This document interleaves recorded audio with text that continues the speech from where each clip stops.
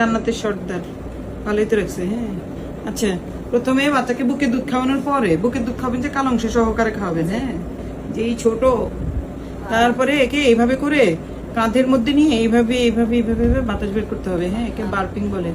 তারপরে ঢেকুর কানে শুনতে হবে। মানে বুকে দুধ খাওয়ানোর সাথে সাথে যদি বাচ্চাকে শোয়াই দেন, বাচ্চাতেও যদি ইয়াতে বমি করে, মানে একটা যদি বমি করলে কিন্তু নিঃশ্বাস সাথে ঢুকে গেলে বাচ্চা খুব ক্ষতি হয়ে যায়। বুঝে গেছে? এই হচ্ছে। হ্যাঁ এটা কি জানেন? আপনাদের দুজন জানেন? আপনি জানেন আর আপনি জানেন না?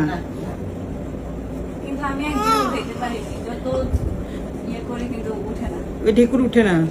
এর মুখের মধ্যে কালো দাগ পড়ছে কিভাবে? তাই আরো বেশি কমে গেছে জন্মদাগ বলে কি যায় না। এটা কি জামা যে পরাইছেন এটা খোলেন নাই কেন? এটা খোলেন, এটা দিয়ে ব্যথা পাবেন।